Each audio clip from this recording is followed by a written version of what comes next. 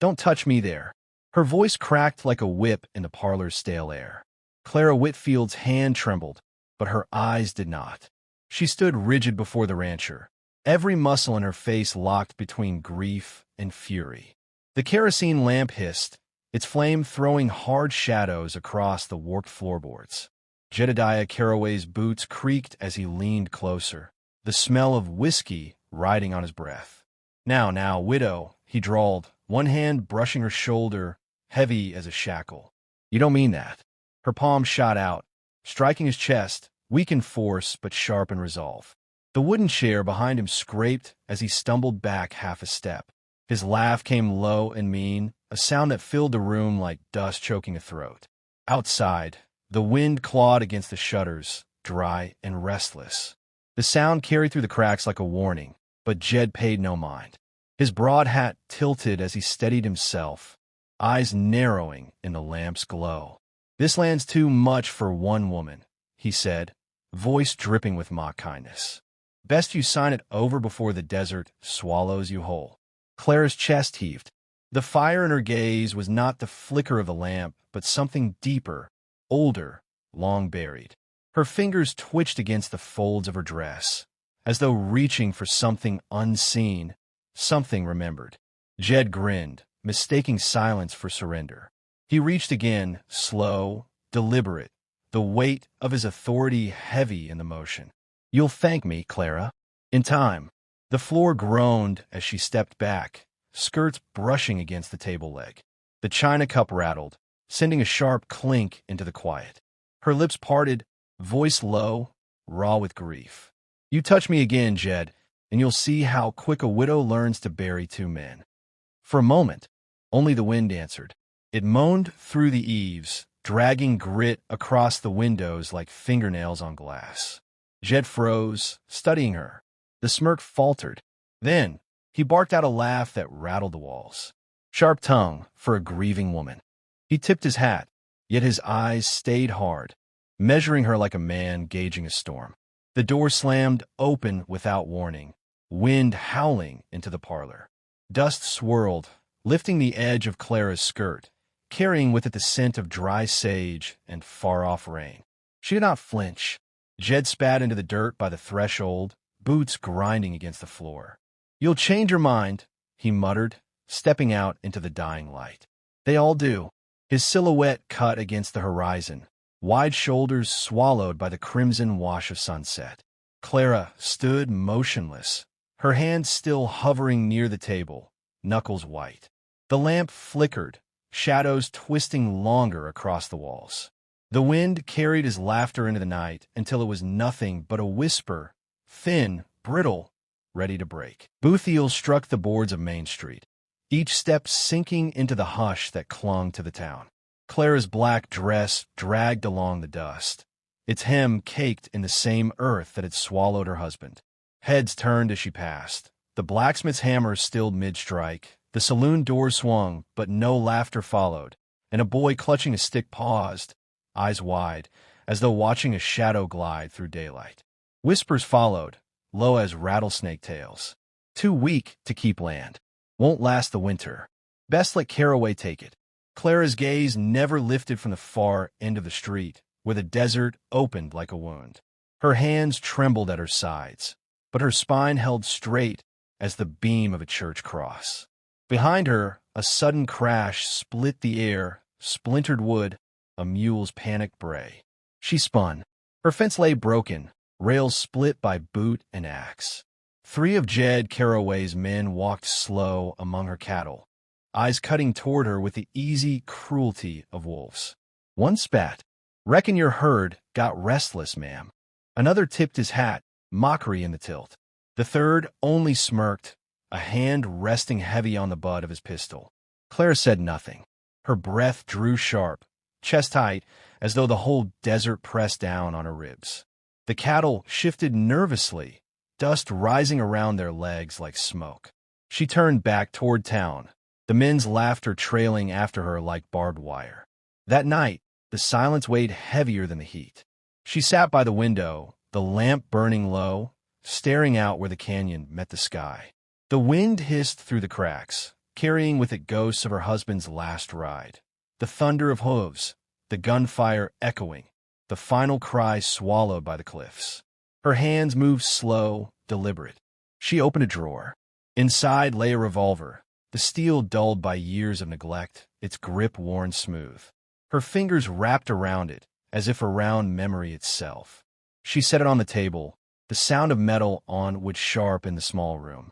The whetstone scraped, steady and patient. Each stroke cut against the silence, sparks catching in the lamplight.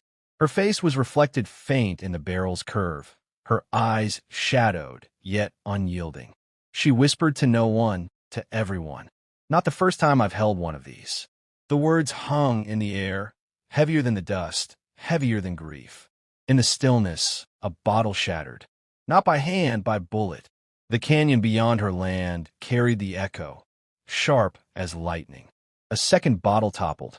A third burst into glittering shards. Clara lowered her arm, smoke curling from the revolver's mouth, her breath unshaken.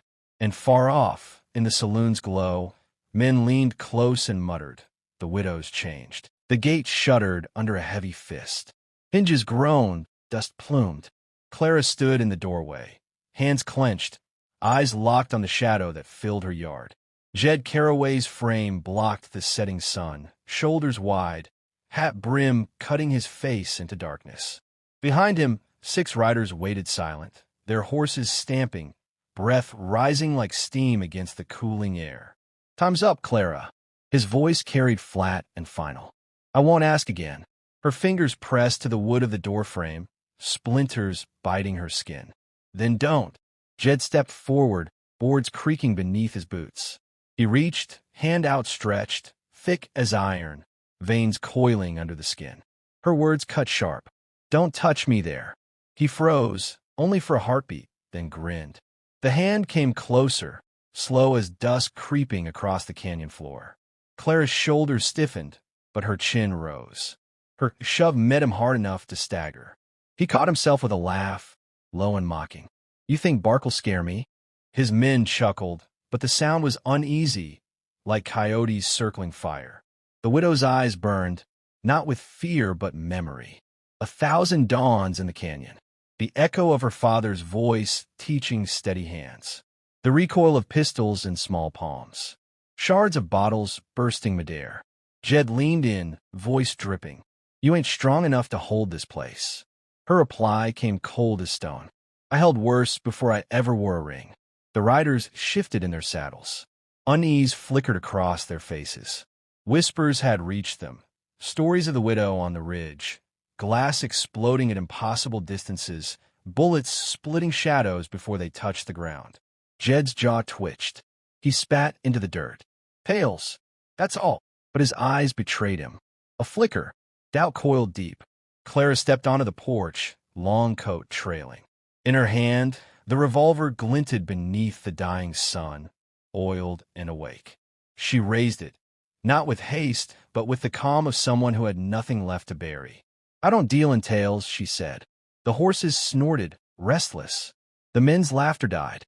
The wind pushed hard through the canyon, carrying with it the smell of dust and sage, the taste of a storm not yet broken. Jed barked, forcing steadiness into his tone. "You'll regret drawing steel on me." Her thumb slid the hammer back. The click rang louder than church bells. Silence fell, heavy, unbroken. Every eye fixed on the woman in the doorway. And the storyteller's voice lingered, thin as smoke over a dying fire. That was the night the widow stopped being just a widow. The street lay empty, dust curling in the breathless air. Sun bled across the horizon, painting the sky in fire. Jed Carraway stood in the center, his men strung wide like buzzards, rifles glinting in the last light. The saloon doors swayed, no music behind them, only silence thick as tar. Faces pressed to window glass, waiting. Bootsteps broke the stillness. Steady slow. Clara emerged from the far end of the road, her black coat sweeping, her hat brim shadowing her face. Each step raised a small storm of dust, hanging golden in the dying sun. Jed spat into the dirt. "You finally came to beg." His voice cracked with a bravado he did not feel. Clara said nothing. The revolver rested easy at her side, gleam of oiled steel sharp as a star.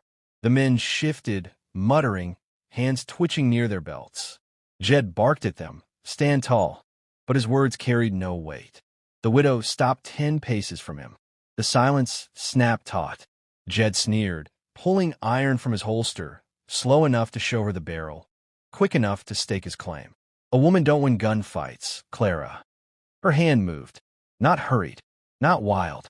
A flicker, fast as desert lightning. Thunder cracked. Dust leapt. A rider toppled from his horse, rifle clattering to the ground. Another shot split the air. Another man folded, hat spinning into the dirt. Panic broke. Horses screamed, rearing. Men scrambled, fumbling iron that never cleared leather before fire burst from her barrel. Each shot echoed through the canyon walls, rolling like drums of war. Then silence again. 5 men lay scattered in the dust. Only Jed stood, breath ragged, sweat carving lines through the grit on his face. His pistol wavered, hand unsteady. Clara raised hers, eyes steady, hand calm. Jed's knees buckled. He fired, wild, desperate. The bullet tore air past her shoulder, lost in the emptiness. Her gun spoke once more. The ground split at his boots, dust exploding upward. Jed stumbled, arms flailing, falling backward into the dirt. His pistol flew from his hand. He lay there, stunned, the weight of defeat heavier than any wound. Clara lowered her weapon.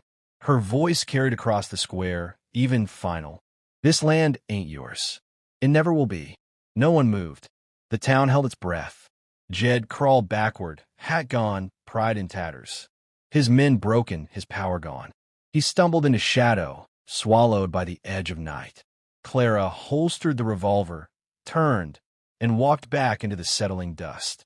Her coat swayed, long and dark, as if the desert itself followed her. And the old storyteller's voice carried soft into the night. The rancher fell, not by death, but by the weight of a widow's hand. Justice wore her face that day, and no man ever tried to take what wasn't his again.